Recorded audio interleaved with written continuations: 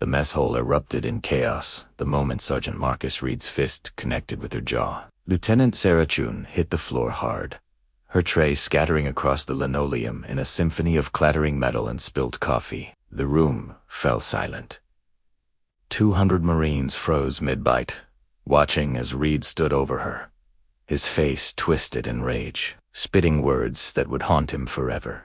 But here's what nobody knew, what made this moment so much more than a simple assault. Sarah wasn't just another officer. She was part of something that didn't officially exist, a ghost in the machine of military operations. And what happened next would change everything, not just for Reed, but for everyone who witnessed that fateful Tuesday morning.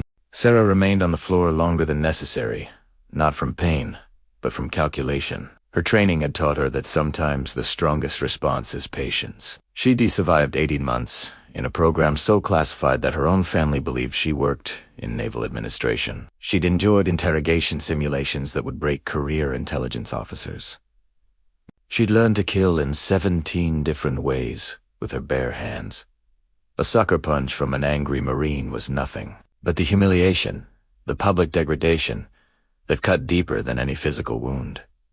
Marcus Reed thought he knew her story. New transfer. Too soft for the real military.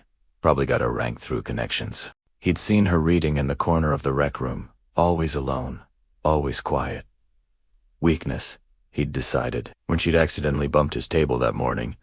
Spilling his breakfast, something in him snapped. Years of frustration, of watching standards slip, of political correctness ruining what he considered the purity of military culture. It all exploded in that single moment of violence. What Reed didn't know was that Sarah had bumped his table deliberately. She'd been watching him for 3 weeks, documenting his pattern of harassment toward female personnel. Her mission wasn't combat overseas. It was something far more insidious, rooting out the toxic elements within their own ranks, the predators who hid behind uniforms and brotherhood. She was there to build a case, and Reed had just handed her the final piece. As Sarah slowly rose to her feet, blood trickling from her split lip, she saw her commanding officer, Commander Patricia Walsh, standing in the doorway. Their eyes met for a fraction of a second. Walsh's expression remained neutral, but Sarah saw in the slight nod the permission she needed.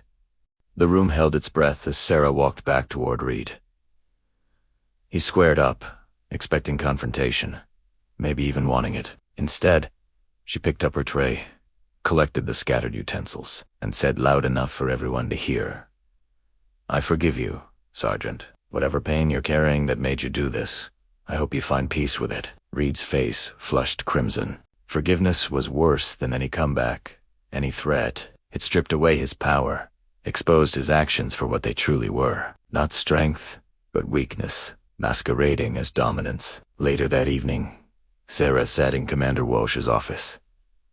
Ice pack pressed against her swelling jaw. The walls were covered with commendations, photos of Walsh with presidents and generals. "You could have dropped him in front of everyone," Walsh said, reviewing the incident report. "God knows you've been trained for it." Sarah shook her head. "That would have revealed what I am." Violence would have validated his worldview that women only belong here if they act like men. But showing restraint, offering forgiveness to someone who doesn't deserve it, that's the harder path. That's true strength. Walsh smiled, the pride evident in her eyes. "You sound like your mother." The comment landed like a depth charge. Sarah's mother, Colonel Jennifer Chun, had been one of the first women in special operations. Long before programs like Sarah's existed officially. She'd fought through decades of discrimination, harassment, and institutional barriers. She'd also died 3 years ago in a training accident that Sarah knew in her heart was unaccidental. "She taught me that changing systems requires more than just being better than the men around you," Sarah continued, her voice thick with emotion. "It requires being better than the anger they provoke in you." She never got to see real change. I'm doing this for her. The investigation that followed was swift and thorough. Reed faced court-martial. But more importantly, his actions opened a larger inquiry into the basis culture. 17 other women came forward with their own stories.